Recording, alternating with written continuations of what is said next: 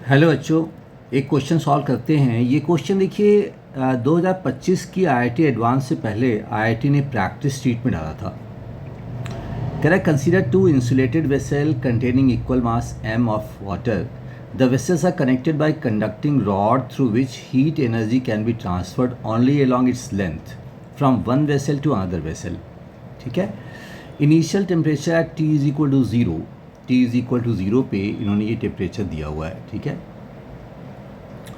इसका टेम्परेचर आप इसे कह दो A, this is A and this is B। A का टेम्परेचर 100 डिग्री सेंटीग्रेड है, B का टेम्परेचर 0 डिग्री सेंटीग्रेड है, शोन फिगर।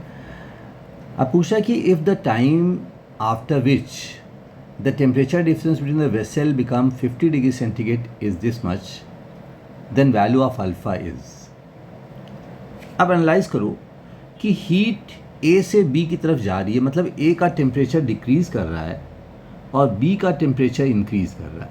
सो temperature difference TA minus TB, अगर TA माइनस TB देखो तो ये चेंज कर रहा है, मतलब A के डिक्रीज़ होने की वजह से और B के इंक्रीज़ होने की वजह से।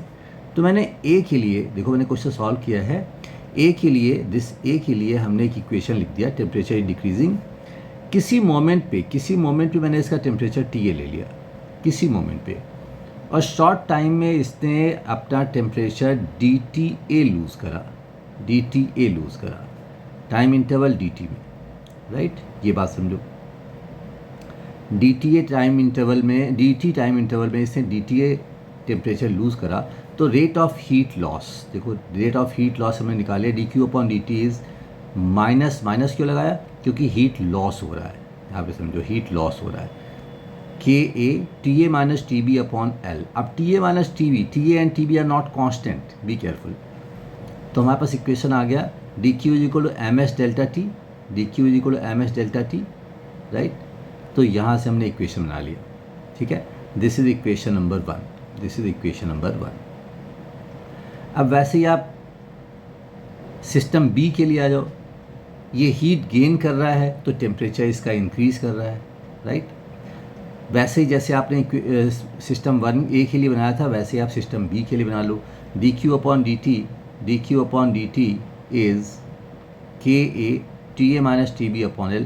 यहाँ पॉजिटिव साइन, क्योंकि ये हीट गेन कर रहा है, सही।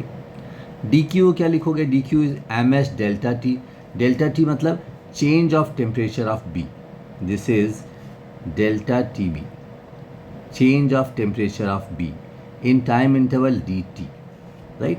अब हमारे पास ये दो इक्वेशन बन गए, यही दो इक्वेशन बनाना आपको समझना है। This two equations are very important. ठीक है। अब मैंने देखो मैनिपुलेट कर दिया, इक्वेशन 1 में से इक्वेशन 2 को सब्ट्रैक्ट कर लिया।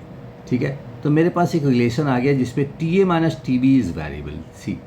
TA माइनस TB के टर्म में हमने इक्वेशन निकाल लिया।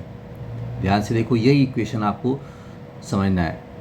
इस तरह क्वेश्चन आपको SCV में मिलेगा, SCV में volume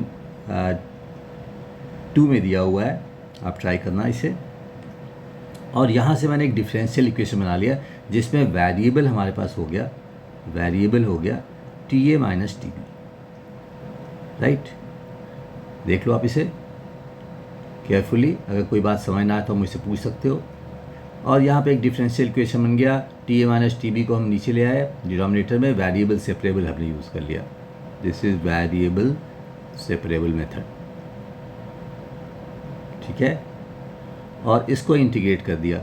so TA minus TB is finally 50 degree centigrade and initially 100 degree centigrade. तो मैंने यहाँ पे temperature time T is equal to 0 पे 100 degree centigrade and T is equal to किसी टाइम T पर 50 डिग्री सेंटीग्रेड का temperature रख दिया।